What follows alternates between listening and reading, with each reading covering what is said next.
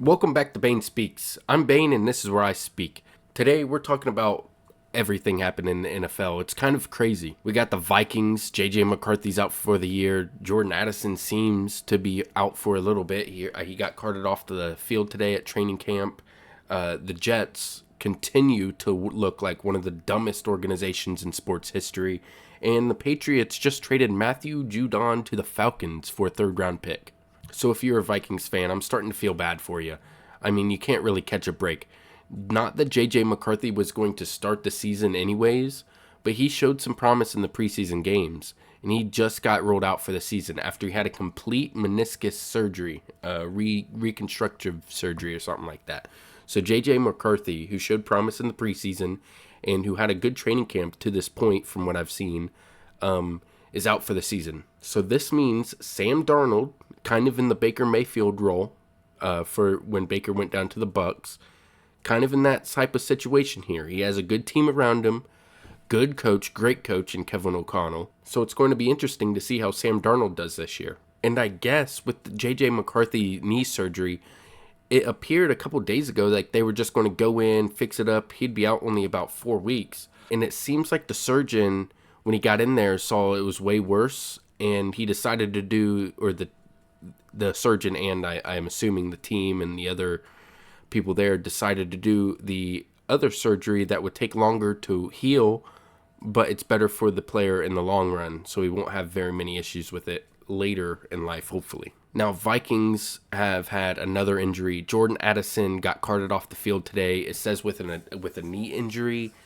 and this sucks for Jordan Addison because last season, before his rookie year, he got like arrested for reckless driving or something. Before this season, he got arrested for a DUI, and now he got hurt. Finally, when he's back in training camp, he got hurt for his knee, and it sucks because I like Jordan Addison as a player.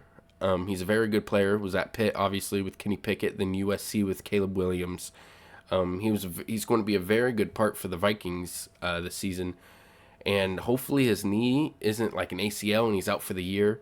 But if you're a Vikings fan, I don't know what to say. You're probably very upset with all these injuries. There's more than just those two, but those are the main two that I saw.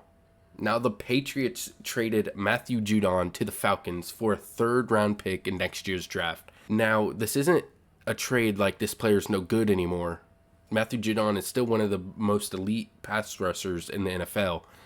This is more of a, we can't get this contract done. Our timelines are not really lining up. Let's move on from you.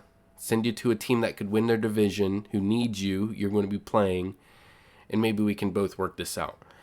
Which I think it's probably a good deal for the Patriots. A third round is probably the best they could have got from him at this point of the year. And for the Falcons, this is a very, very good trade.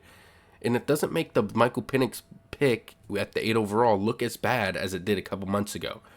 Because a lot of the hatred going towards the Falcons was they could have used this 8th overall pick to pick whichever defensive player they wanted in the draft, because no defensive player was picked up from 1 to 7.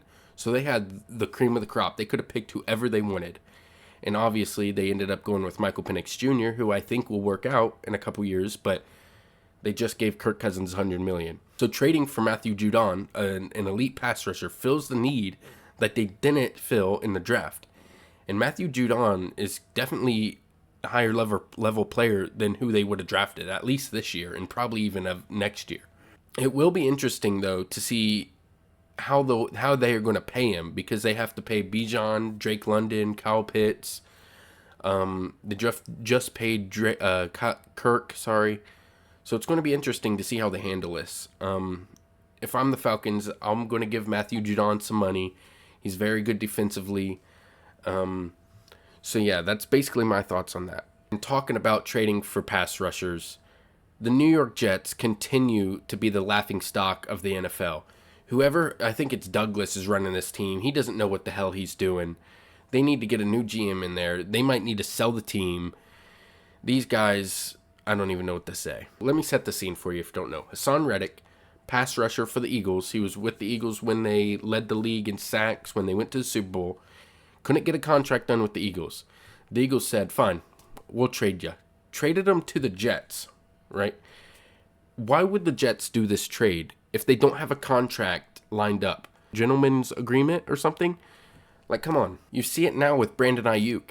A lot of teams have met the 49ers asking price, but the teams can't fork up the money.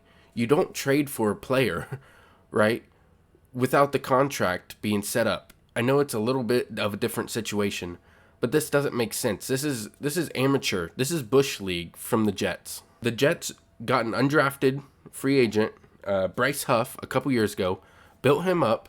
He was the Jets' best pass rusher by far, and just let him walk, and he ended up signing with the Eagles after the Eagles got rid of Hassan Reddick to the Jets. Now he won't sign with the Jets. If you're the Jets, you just need to pay this guy. If you guys suck this year, everybody's getting fired. This is your only shot. You need to sign this guy. He's a good player. Another thing I was seeing was people were saying this is a distraction for the locker room. I disagree. He hasn't even been in the building. Nobody knows this guy unless they've been in the Pro Bowl together or something. So don't start with the distractions and whatnot. Nobody knows this guy. Nobody knows this guy in the building, that is. But back to, like, what is Douglas doing? What are the Jets doing trading for a guy that obviously doesn't want to be there if he didn't agree to a contract? Like, it just doesn't make sense to me. Thank you guys for watching. Make sure you subscribe and like the video, and I'll see you guys next time.